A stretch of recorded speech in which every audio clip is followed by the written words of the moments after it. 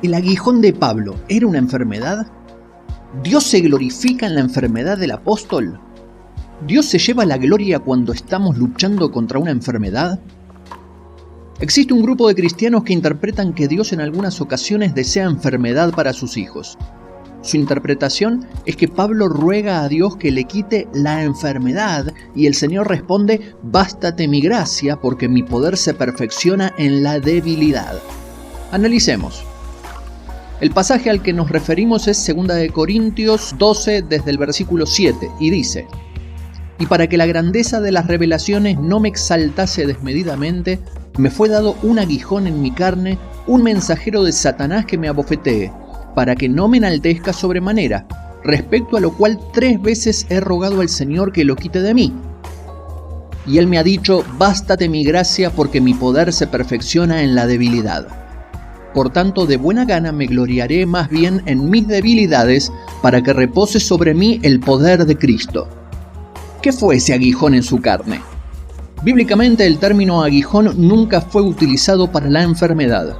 En Números se dice que los cananeos que no expulsara a Israel al entrar en la tierra prometida serían como aguijones para ellos. «Y si no echareis a los moradores del país de delante de vosotros, sucederá que los que dejaréis de ellos serán por aguijones en vuestros ojos». El mismo significado del término lo encontramos en la exhortación de Josué. Hasta ahora habían sido bendecidos por Jehová, pero si se apartaban de Dios y se mezclaban con las naciones cananeas, sepan que Jehová vuestro Dios no arrojará más a estas naciones delante de vosotros, sino que serán por lazo, por tropiezo, por azote para vuestros costados y por espinas para vuestros ojos. Ellos serían por espinas para vuestros ojos. El término griego es skolops y denota cualquier cosa aguzada, como por ejemplo una estaca. Este es el término utilizado en la Septuaginta, que utilizan los pasajes anteriormente citados.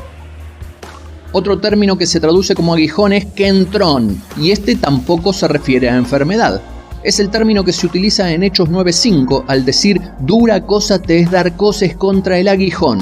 Y en este caso, el aguijón contra el cual sería Saulo era el mismo Jesucristo. Por lo tanto, hablar de un aguijón para un conocedor de las Escrituras como Pablo era un hebraísmo que hacía referencia a una persona o a un grupo de personas enemigas. De igual manera que en Argentina se dice: «no puedo sacarme este plomo de encima», y no se refiere ni al metal mencionado, ni al peso de las responsabilidades, por ejemplo, sino a una persona molesta, a una persona cargosa. La segunda descripción que nos da Pablo es un mensajero de Satanás. La palabra mensajero es la traducción de ángelos, y de las 186 veces que se utiliza en el Nuevo Testamento, jamás se utiliza de una forma figurada. Siempre representa a una persona, un mensajero humano o celestial. Este sería el único caso que se usara en sentido figurado como enfermedad, lo que resulta sumamente improbable. Continuemos con el propósito de esta experiencia. El propósito del mensajero de Satanás era abofetearlo, para que no se enaltezca sobremanera. El aguijón cumplía la función de que el apóstol no se enalteciese desmedidamente. ¿Por qué? Por la grandeza de las revelaciones dadas por Dios. Dios nunca utiliza la enfermedad como trato, como lección o disciplina para sus hijos. La enfermedad es consecuencia de la caída. Y así como Dios no desea pecado en nuestro corazón, tampoco desea enfermedad en nuestro cuerpo. Pablo no ruega ser sanado, ruega 3 veces ser liberado de este mensajero. Y así como Dios no desea pecado en nuestro corazón, tampoco desea enfermedad en nuestro cuerpo. Pablo no ruega ser sanado, ruega 3 veces ser liberado de este mensajero. La palabra asteneia, traducida a debilidad, es usada 16 veces por el apóstol Pablo en sus cartas. 14 veces se usa como debilidad de la naturaleza humana. Por ejemplo, en Romanos 6:26 dice: «Asimismo también el Espíritu nos ayuda en nuestra debilidad, pues no sabemos qué orar como conviene». Y solo en 2 ocasiones se traduce enfermedad en la Reina Valera 1960, Gálatas 4:13 y 1 de Timoteo 5:23. Pero solo esta última es una correcta traducción. Veamos la traducción de la Biblia textual en Gálatas 4:13. Dice: Y sabéis que por una debilidad de la carne os proclamé las buenas nuevas la primera vez. La realidad es que para saber de qué manera se debe traducir una palabra con dos significados, debemos conocer el contexto. Pablo le dice a los Gálatas que por una asteneia de la carne les proclamó por primera vez el Evangelio. Esto nos lleva al libro de Hechos, a su primer viaje misionero, viaje en el cual llega a la región de Galacia. En el capítulo 14 nos encontramos con el equipo apostólico en Iconio, huyendo de afrentas y piedras hacia Listra y Derbe, donde no encontraron un mejor trato, siendo Pablo apedreado hasta quedar como muerto. Pero al día siguiente salió con Bernabé para Derbe, ciudad de Galacia. Y Hechos 14:21 dice que después de anunciar el evangelio a aquella ciudad y hacer muchos discípulos,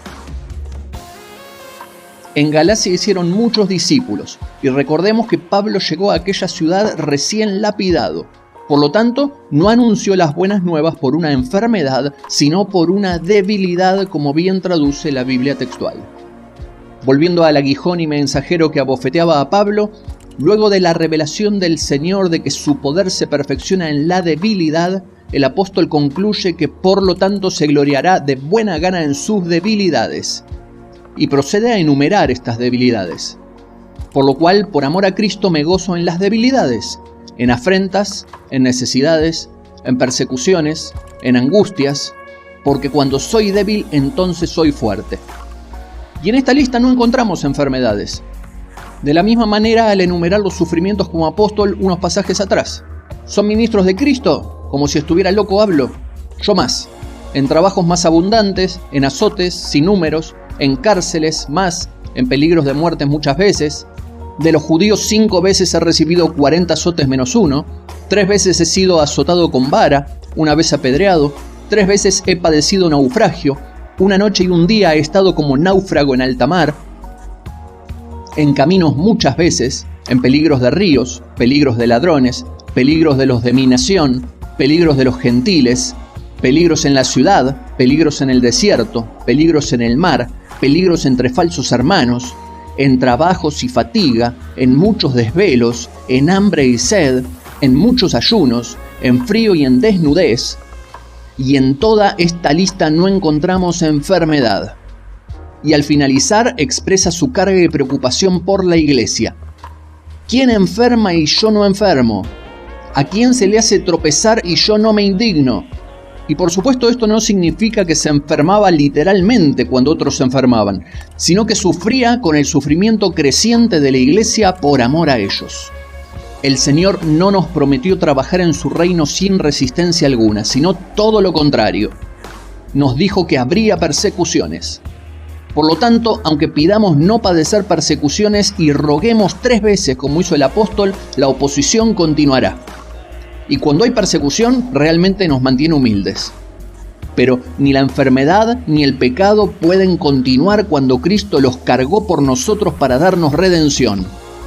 Para esto no hay que rogar, solo creer, porque ya está hecho. Cristo es quien llevó Él mismo nuestros pecados en su cuerpo sobre el madero, para que nosotros, estando muertos a los pecados, vivamos a la justicia, y por cuya herida fuimos sanados. Concluimos con un cuestionamiento de sentido común. Si la enfermedad, según algunos, es utilizada por Dios para mantenernos débiles y que su poder se perfeccione en nosotros, ¿por qué quienes piensan así asisten al médico para sacarse el aguijón?